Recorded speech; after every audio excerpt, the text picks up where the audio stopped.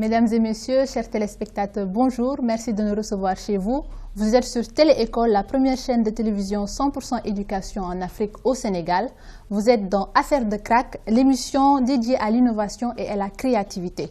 Actualité oblige, dans un monde frappé par la pandémie à coronavirus, des hommes et des femmes se déploient afin de mettre en place des solutions en vue d'endiguer la propagation de la maladie. Le Sénégal n'est pas en reste, des chercheurs et des universitaires sont mobilisés. Aujourd'hui, Affaires de crack reçoit des étudiants en ingénierie biomédicale de l'Université Polytechnique de l'Ouest africain. Et comme c'est Affaires de crack, ils nous diront ce qu'ils ont créé. Les étudiants sont accompagnés par le Dr Ali Traoré, qui partage ce plateau avec Maria Mohamedou, une des étudiantes du groupe de recherche. Et vous allez le constater, il est loin d'être un novice dans le domaine de l'innovation et de la conception. Monsieur Traoré, bonjour. Bonjour. Merci de nous honorer de votre présence. Nous recevons également mademoiselle Maria Mohamedou. Bonjour. Bonjour. Nos équipes se sont rendues à l'Université Polytechnique de l'Ouest africain pour voir les étudiants à l'œuvre. Elles ont été accueillies par le directeur des études. Nous allons suivre ce premier reportage et revenir sur ce plateau.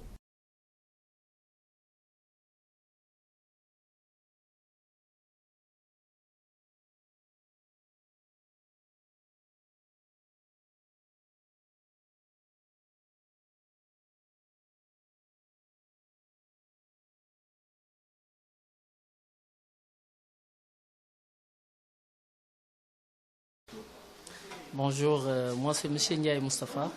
Je suis le directeur des études de l'Université Polytechnique de l'Ouest africain, université qui est créée depuis 2006, qui a une vocation panafricaine, une université qui, dès sa création, a eu pour ambition et pour vocation d'offrir aux jeunes africains la possibilité d'avoir les meilleures formations possibles en restant dans le continent. Comme nous avons l'habitude de le dire, c'est vrai que la pandémie est un choc, est un choc de notre époque. Et dans nos vagues souvenirs, il est difficile de trouver un choc qui a eu autant d'impact. Par contre, l'autre envers des choses, c'est qu'aujourd'hui, cette pandémie nous a permis de savoir le potentiel, en tout cas, enfoui chez les jeunes et chez nous tous.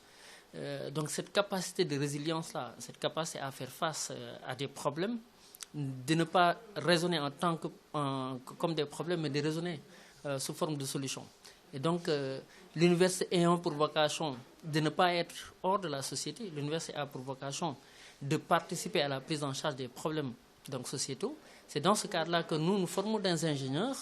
Nous nous sommes fixés comme tâche, sous la houlette d'ailleurs d'un prof qui est responsable de la filière, M. Traoré, de nous dire mais qu'est-ce qu'on peut offrir en termes d'expertise à la société sénégalaise, à la société mondiale pour faire face à la pandémie. C'est dans ce cadre-là qu'il a encadré ces étudiants-là et ces étudiants ont travaillé sur 2 matériaux qu'ils ont conçus du début jusqu'à la fin et qui va permettre de prendre en charge un certain nombre de problèmes et de lutter efficacement contre cette pandémie-là.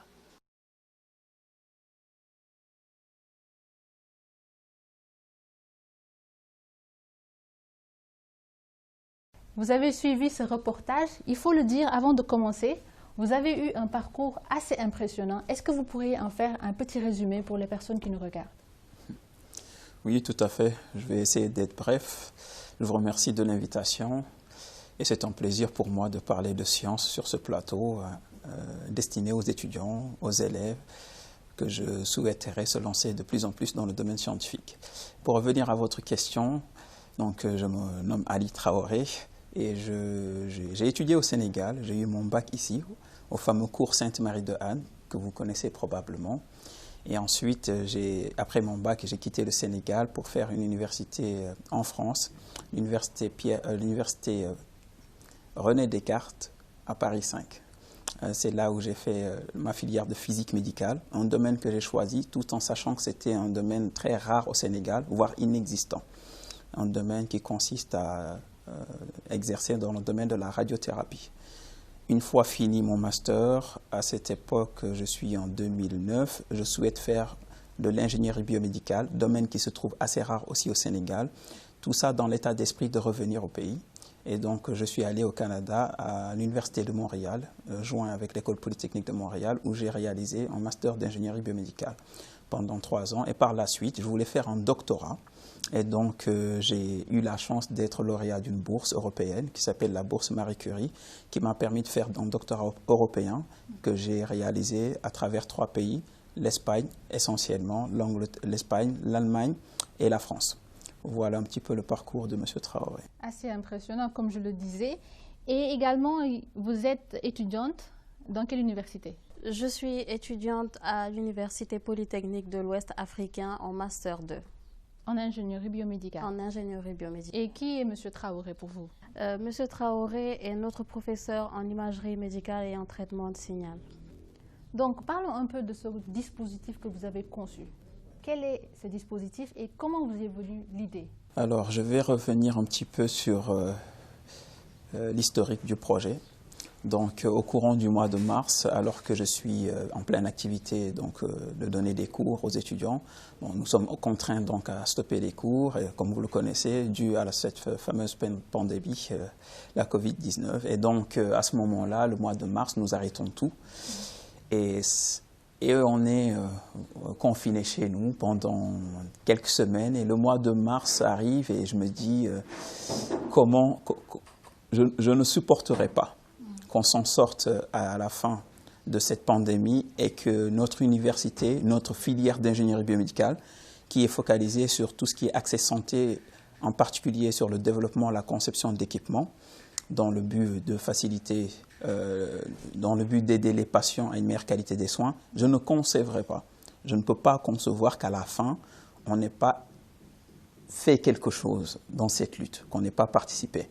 Ce qui a en plus vraiment motivé mon ambition de développer ce projet de recherche est lié au fait que j'ai vu quelques universités ici au Sénégal et j'étais vraiment surpris, agréablement surpris par ces innovations, en particulier par l'ESP, avec le fameux Robocar, avec l'EPT, l'École Polytechnique de Thiès, et le fameux respirateur d'anesthésie, et j'en passe. Et donc, ça a initié, et là, je me suis dit, il faut qu'on fasse quelque chose, il faut qu'on fasse quelque chose. À ce moment-là, première chose à faire pour un chercheur digne de ce nom, c'est de lire les articles scientifiques.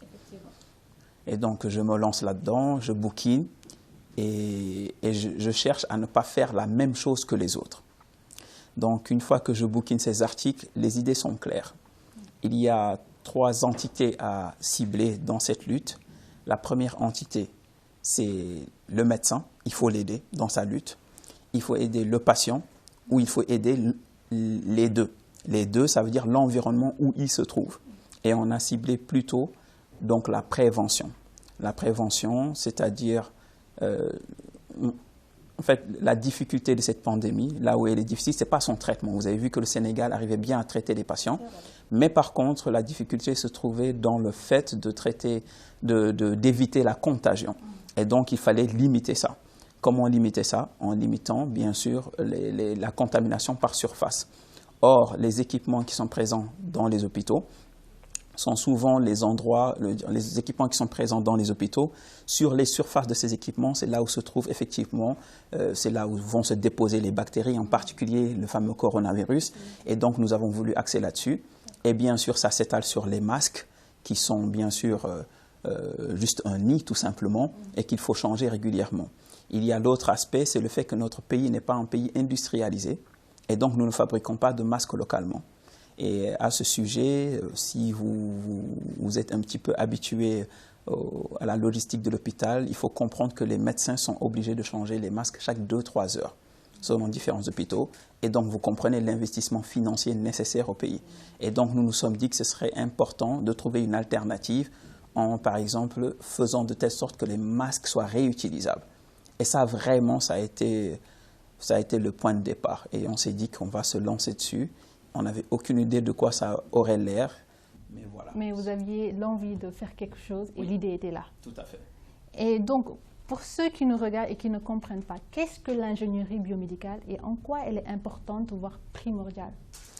Alors, question très pertinente, très pertinente. L'ingénierie biomédicale, comme son nom l'indique, dans toute filière où le mot ingénierie est impliqué, nécessite la conception. Il ne faut pas tourner autour du pot, c'est vraiment ça. Lorsqu'on n'est pas dessus, on fait autre chose, mais pas de l'ingénierie. Et en fait, le fait d'appliquer du génie le fait d'utiliser ce fameux génie, c'est dans le but d'améliorer la situation actuelle, de répondre à un besoin. Donc ça va de soi qu'il faut concevoir. Okay? Donc l'ingénierie proprement dit, c'est ça. Appliquée au médical, c'est ce qu'on dit l'ingénierie biomédicale. C'est le fait d'utiliser des appareils dans le but d'améliorer la qualité des soins. Ça peut être environnemental, ça peut être sur le patient. Je prends juste 2 exemples. Lorsqu'on conçoit par exemple un glucomètre simplement pour mesurer le taux de diabète, qui l'a fait derrière ce fameux glucomètre? C'est un ingénieur biomédical. Deuxième exemple que je peux prendre, les fameuses prothèses. Quand un patient, par exemple, a son bras qui, malheureusement, par un accident, est manquant, il va falloir utiliser, par exemple, récemment, les techniques nouvelles nécessitent l'utilisation d'une imprimante 3D qui va permettre, donc, après modélisation sur un ordinateur, d'imprimer ce bras qui va correspondre de manière spécifique à un patient particulier. D'accord. Donc, comme nous le savons aussi, ce genre de projet nécessite un appui financier, donc notamment pour l'acquisition des différents composants. Où avez-vous trouvé les mesures d'accompagnement qui vous ont permis de faire votre projet? Ok. Le mot-clé qui me vient à l'idée quand vous me posez cette question, c'est le débrouillardise, tout simplement. On s'est débrouillé. Okay. On s'est débrouillé. Il n'y a pas eu un fournisseur exclusif. On s'est débrouillé. Il y a eu 2 aspects. Il y a l'aspect matériel, il faut acquérir le matériel. Oui. Et le deuxième aspect, c'est l'aspect financier, il faut l'acquérir et c'est nécessaire. Alors, 3 entités ont été impliquées dans ce projet, qui a été vraiment réalisé au sein de l'Université Polytechnique Ouest-Africain, dans le laboratoire qu'on a dénommé COVID-UPOA. Okay. 3 entités ont été impliquées. Bien sûr, ça va de soi, l'Université Polytechnique Ouest-Africain en ma qualité de professeur et de responsable pédagogique. Et la deuxième entité qui a été impliquée, c'est une société qui a été créée par des étudiants même de l'université et que j'ai même accompagné, qui s'appelle Solutions Technologiques Médicales. Et en fait, la raison pour laquelle ils nous ont accompagnés, c'est que je leur ai toujours fait croire qu'ils ne devaient pas faire comme tout le monde, la maintenance, la vente. Ils devaient concevoir. Et donc, eux, c'était l'aubaine de venir participer à ce projet. Et ils ont vraiment joint le projet, aussi bien financièrement, et j'allais dire même vraiment financièrement. Voilà, vraiment financièrement. Ça nous a beaucoup aidé, et d'un point de vue compétences, c'était à la fois et mes étudiants et des collègues au niveau de l'entreprise. C'était un bonheur, c'était juste un plaisir. Ah oui, quand même, j'imagine que de travailler avec vos propres étudiants, vous les connaissez, ça doit être une belle expérience, non seulement pour vous, mais aussi pour eux.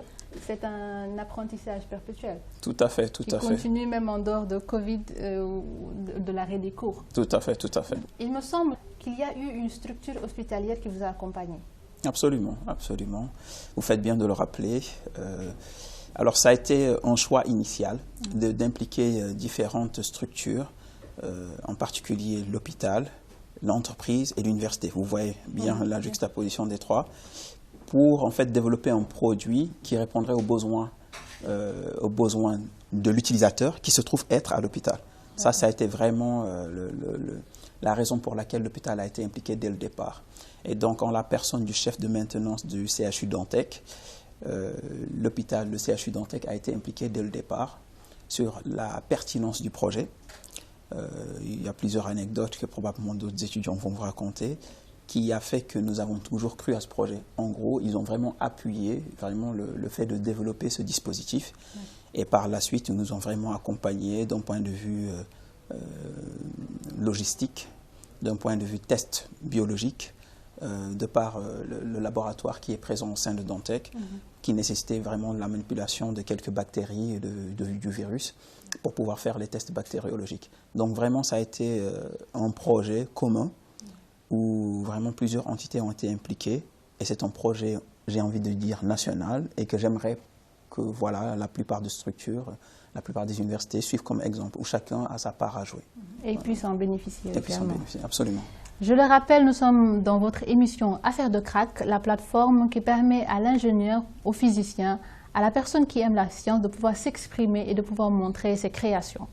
Donc revenons-en à Maria Mohamedou. Dans le reportage, nous avons vu un de vos camarades, Moustapha Mbaké, qui a parlé un peu du dispositif de la Lightbox. Est-ce que vous pouvez revenir un peu sur le mode de fonctionnement pour nos téléspectateurs? Déjà, je le rappelle en fait que la Lightbox est un dispositif qui est muni de lampes ultraviolets de type C, qui a une action germicide, donc qui agit directement sur les brins d'ADN, par la destruction des brins d'ADN. Donc ainsi, les fonctionnalités ou la physiologie des micro-organismes sont détruits grâce à ces lampes ultraviolettes. Et notre dispositif offre deux modes de commande, un mode de commande à distance qui est géré par une application qu'on a eu à mettre au point, gérée par Bluetooth, et un autre mode de commande qui utilise un clavier, qui est donc manuel. D'accord. Parlez-nous un peu de la répartition du travail maintenant. Qui était chargé de quoi dans votre équipe?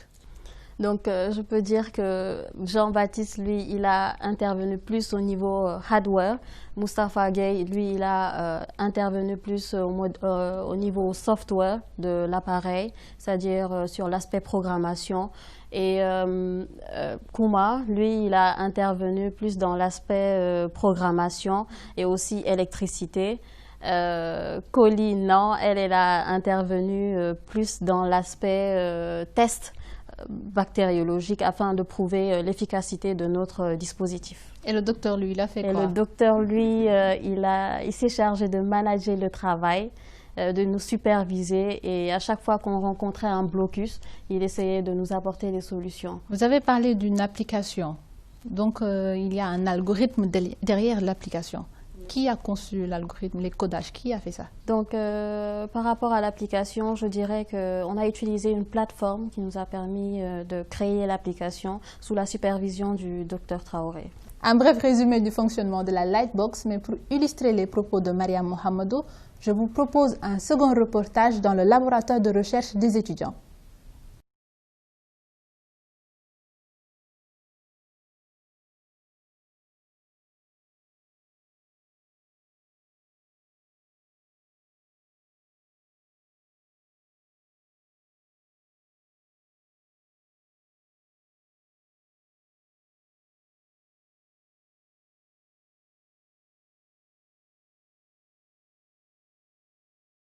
Bonjour, je suis Yvette Franciane Collinon, étudiante en Master 1 Ingénierie biomédicale. Nous avons l'honneur aujourd'hui de vous présenter notre équipement, le Dister UV. Il a été conçu dans le cadre du coronavirus par une équipe de recherche. Cette équipe de recherche est constituée de 9 étudiants et du directeur de la recherche de l'Université Polytechnique de l'Ouest africain. Donc l'appareil consistera à stériliser des équipements. Cet appareil va servir au-delà du coronavirus, c'est-à-dire quand le corona sera déjà passé. Donc il va consister à stériliser des gants, des blouses et même des équipements genre des échographies portables, parce que nous utilisons un procédé utilisé. Le procédé utilisé, ce sont des ultraviolets. Donc, ce n'est pas chauffant, ça ne produit pas de l'humidité. On peut stériliser à coup sûr des appareils sans avoir à les perdre. Donc, c'est ainsi que nous avons conçu notre appareil. Tout le plaisir est pour nous de vous présenter cet appareil.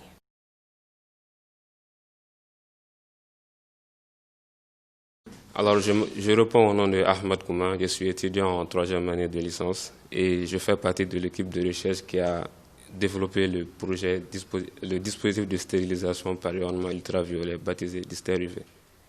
L'équipement a été conçu et essentiellement made in Sénégal. Donc le bois, l'aluminium, tout a été trouvé ici au Sénégal, mis à part les lampes UVC. Alors l'appareil contient des lampes. Donc les lampes UVC sont dangereuses pour la peau, d'où on a mis danger ici. Alors comme vous le voyez, l'intérieur est garni d'aluminium pour augmenter la surface de réflexion des UVC, pour plus d'efficacité, je veux dire.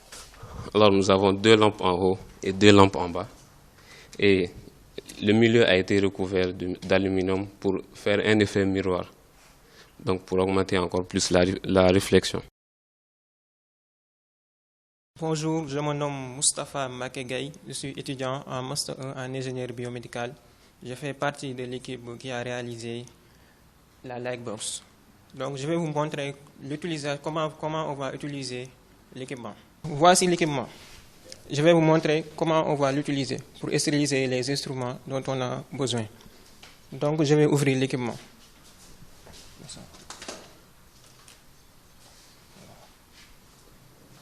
Nous avons ici des instruments, les masses. Je vais mettre un masque sur ce tiroir. Comme ça. Un gant. Et je vais le mettre ici. Donc, chaque tiroir peut supporter 15 instruments. Après cela, je ferme.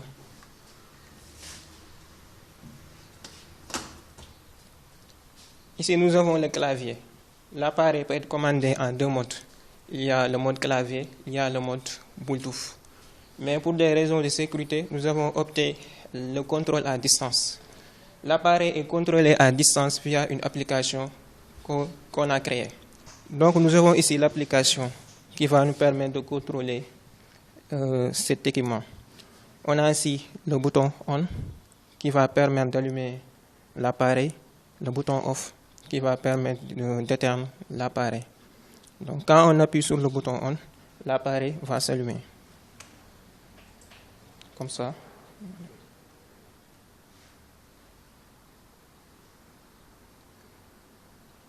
Vous voyez. Et maintenant, si on veut éteindre les lampes, on appuie sur OFF. Okay, c'est fait. Maintenant, je vais vous montrer l'autre mode de commande. Ce mode de commande, on va utiliser un clavier qui va permettre de régler le temps de stérilisation. Le temps de stérilisation peut être 15 minutes, 30 minutes ou bien 1 heure de temps. Ça dépend. Ça dépend du type de virus et de bactéries qu'on veut tuer. Nous avons ici le clavier qui va nous permettre de choisir le temps, de faire tous les paramètres nécessaires pour la stérilisation. Ça, c'est le clavier qui va afficher le temps de stérilisation. Ça, c'est le bouton Select qui va nous permettre de faire la sélection. Nous avons ici le bouton Minute, le bouton Heure, Start et Reset. Quand on appuie sur Start, on remarque que les lampes s'allument. Maintenant, si les 15 minutes sont terminées, les lampes vont s'éteindre automatiquement. Donc, c'est ça le mode de commande du clavier. Je vous remercie.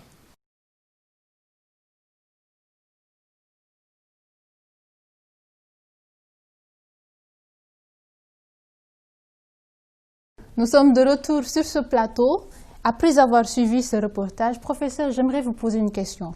L'idée est présente, mais pour ce genre de projet, il faut de la main-d'œuvre, si je puis dire. Comment s'est faite la sélection des étudiants qui devaient vous accompagner durant la réalisation de votre projet? Était-ce sur la base des notes en classe ou bien autre chose? Ok, bonne question. Alors, il s'agissait, c'était pas un concours. Le concours est basé sur, du moins, l'évaluation objective par des notes. Ça n'était pas mon cas. Le but que j'avais, c'était d'avoir des étudiants qui réfléchissaient de manière indépendante. C'est-à-dire, ce n'est pas parce que je vais évoquer et argumenter ma réflexion qu'ils vont directement l'épouser. Et donc, c'était quelque chose de nécessaire pour moi de trouver cette faculté chez les étudiants. Il se trouve que parfois, ils avaient les meilleures notes. C'est un cas parmi tous les étudiants, voire 2 sur les 9. Et donc non, ça n'a pas été vraiment le critère premier. Le critère phare, ça a été vraiment l'indépendance dans la réflexion. Quelqu'un qui est à même de penser de lui-même, qui ne va pas dépendre de vous. Absolument. Et qui est à même de vous dire, je ne suis pas d'accord, pour moi c'est comme ça. Absolument. D'accord. Absolument.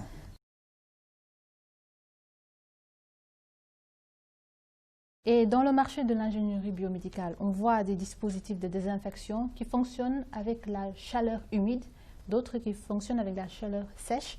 Mais vous, vous avez choisi la lumière ultraviolette. Pourquoi ? Alors, la réponse est simple. La réponse se trouve dans la physique de l'interaction, dans la science physique, je veux dire. La chaleur, de par même le terme chaleur, entraîne une altération de la chimie du matériau qui est chauffé. C'est même pour ça qu'il chauffe. C'est parce que les molécules qui se trouvent à l'intérieur ont été modifiées. Et donc, si on se spécialise sur les masques, c'est-à-dire si on cherche à appliquer la stérilisation sur les masques, que je prends comme exemple. Bien sûr que ça s'applique aussi aux autres équipements de protection individuelle et j'en passe. Mais dans le cas où je prends le masque pour un cas concret, pour que ça soit très clair, les masques ont un diamètre des pores qui doit être très petit, et évidemment dans le but de ne pas laisser passer les impuretés. Okay. Et le problème dans le chauffage, c'est qu'elle altère ces pores. Et donc, nous avons préféré cibler un mode de stérilisation qui n'altère pas la physique des matériaux. D'accord. Voilà. Donc, vous utilisez seulement ça pour les masques ou bien pour d'autres objets liés à la médecine ou quoi? Alors, bonne question. Même si, au départ, nous avons ciblé cet appareil pour application. Vraiment, au départ, c'était le but, hein, comme je vous l'ai dit au départ, c'était de lutter contre le Covid, en tout cas d'apporter notre participation. Même si c'était initié dans ce cadre-là, il se trouve que cet équipement, pour ceux qui savent un petit peu ce qui se passe dans les hôpitaux, les rayons ultraviolets sont utilisés dans les blocs opératoires pour stériliser l'environnement avant de passer à la chirurgie, de pratiquer, effectivement. Et donc, c'est ce même processus physique que nous utilisons pour stériliser les masques, et ça s'applique aussi aux autres équipements. Par exemple, dans le bloc de stérilisation, qui se trouve en général dans les hôpitaux publics, on peut utiliser cet appareil dans le but de stériliser les équipements. Les équipements, je dis électroniques, qui eux ne peuvent pas subir un chauffage. Et donc dans ce cas-là, la stérilisation par ce dispositif qui utilise les rayons ultraviolets est carrément la meilleure option. D'accord. Donc autant la lumière ultraviolette est nocive pour les bactéries, pour les virus, autant elle est pour l'être humain. Donc, dans votre dispositif de Lightbox, quelles sont les mesures de sécurité que vous avez prises pour que l'utilisateur ne soit pas affecté par l'ultraviolet? Alors, on a eu à prendre deux mesures. La première est le mode de commande à distance afin que l'utilisateur ne soit pas très proche de la machine. Et dans un second temps, elle est visuelle. C'est-à-dire, on a mis en place des LED qui nous permettent de savoir à distance si la machine est en fonctionnement, c'est-à-dire on a une LED rouge qui est allumée et lorsque l'appareil est hors usage, on voit qu'il y a une LED verte qui est allumée. Pour montrer que l'appareil est safe, on peut ouvrir. En effet. Donc la réalisation du dispositif est faite, elle fonctionne, mais comment être sûr maintenant que le matériel que vous avez mis à l'intérieur a été totalement désinfecté? C'est une bonne question. Alors, dans tout processus de recherche, il faut une validation à la fin. Une validation de ce qu'on pense que l'appareil doit réaliser. Il faut faire des tests, avoir des courbes, des mesures, des données. C'est les données qui parlent et pas juste voilà, l'idée qu'on s'en fait. Donc, on a réalisé ces tests en premier lieu, qui a donné de beaux résultats. Et ceci nous a permis de faire appel donc à une personne qui est habilitée, un biologiste, qui s'occupe d'ailleurs même des tests bactériologiques qui permettent de déceler le Covid. Et cette personne-là est chargée de faire les tests et ces tests sont actuellement en cours au CHU Dantec. D'accord. Et combien de temps dure la vie, si je puis dire, d'une lampe ultraviolette? Elle dure combien de temps? Alors, la durée de vie d'une lampe dépend du constructeur. Il vous le signifie dans la note technique.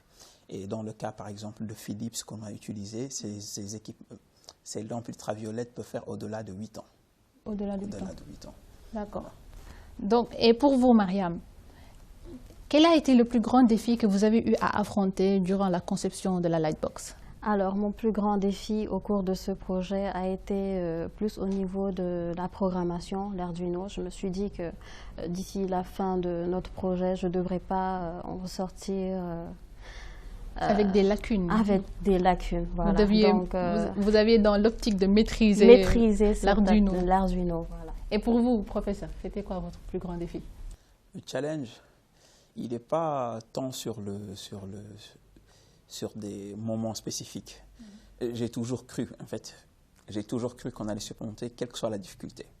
Et je pense qu'un doctorat sert à ça, c'est mon point de vue, à apprendre, à vous apprendre que vous pouvez plus tard diriger un laboratoire de recherche, mais surtout ce que vous devez apprendre au niveau d'un doctorat, ce n'est pas de trouver des résultats, ce n'est pas ça vraiment le but final. Je pense que ce qu'on cherche à apprendre vraiment, ce qu'on cherche à nous enseigner et que j'ai appris, c'est que tu vas rencontrer des difficultés, mais qu'il faut trouver des solutions. Et donc, durant le projet, je n'ai pas été vraiment tourmenté par cet aspect. Il n'y a qu'une seule chose qui a été vraiment un challenge, je dirais, c'est que l'ambition est grande. J'ai envie de faire de grandes choses, j'ai envie de faire des projets de recherche nettement meilleurs que ça, mais ça nécessite malheureusement, comme vous le savez, des moyens. Et donc, il faut commencer petit. C'est peut-être ça qui me retient un petit peu. Voilà. Les moyens font défaut, mais l'ambition est là et la volonté est là.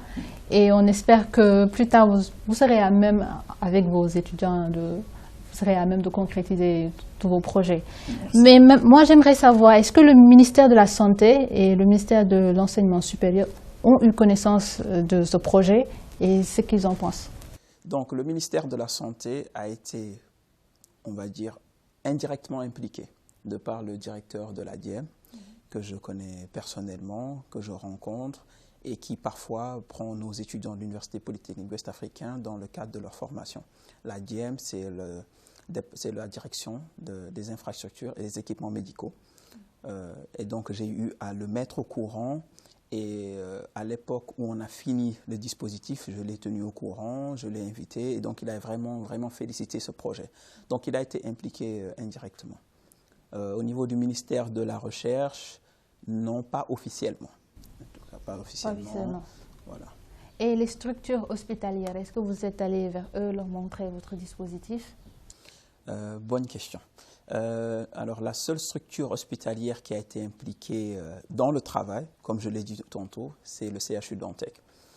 Cependant, lorsque le dispositif a été terminé, dans sa conception, nous avons invité différents hôpitaux, différents chefs de maintenance qui, eux, sont impliqués vraiment dans la stérilisation des équipements et les achats de fournitures, en particulier les masques. Et donc, par exemple, l'hôpital de Pikine a été impliqué en la personne d'Abdelkader Ndiaye. Et par exemple, M. Mbouch avec l'hôpital de Thiaroye. Donc voilà, il y a eu quelques entités qui ont été impliquées. D'accord. Voilà. Maintenant, pour le jeune qui nous regarde aujourd'hui à la télé, est-ce que vous pouvez nous expliquer un peu comment se fait la recherche scientifique? Quelle est la démarche à suivre quand on veut concevoir un dispositif médical? Alors, j'aurais répondu autrement si c'était juste la recherche, mais que maintenant que vous posez la recherche sur la réalisation, la recherche pour réaliser des dispositifs médicaux, là, la réponse devient différente. Alors, je pense qu'il faut partir du besoin. Il ne faut pas réaliser ce qu'on aime faire. Parce qu'en fait, c'est ce qui fait le défaut de beaucoup de chercheurs. Je vais raconter une petite anecdote. Einstein, par exemple, a vraiment établi la relativité, la loi de la relativité, qui malheureusement ne lui a pas valu un prix Nobel. Et son application a été trouvée, mais vraiment des décennies après son décès. C'est-à-dire, parfois, il faut, pour avoir le retour de ce qu'on a fait, chercher le besoin temporel, actuellement, dans la période, et vraiment chercher à répondre à ce besoin. Ça, c'est vraiment ce qui doit définir un chercheur. Je sais que c'est difficile. En général, un chercheur a beaucoup d'aptitudes, il voit beaucoup de choses, il a beaucoup d'idées, mais malheureusement, je pense qu'il faut que le chercheur sache qu'il y a des besoins sur lesquels répondre et qui sont des priorités actuelles. Et c'est comme ça que vraiment le dispositif a été réalisé. Les idées, bien sûr, folles, il y en a des tonnes, mais je pense qu'il faut canaliser. Le chercheur doit toujours être quelqu'un de canalisé. Il doit avoir une connaissance transversale, physique, chimie, biologie, ingénierie, électricité, ratissée large. Et ensuite, chercher le besoin en allant voir les utilisateurs. Et ensuite, vraiment, essayer de répondre à leurs besoins. Il est au service. D'accord.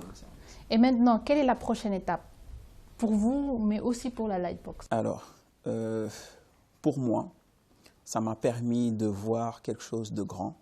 C'est que même si la recherche n'est pas si développée au Sénégal, ça m'a permis de voir qu'avec la motivation et en faisant avec les moyens qu'on a, on peut faire des choses utiles.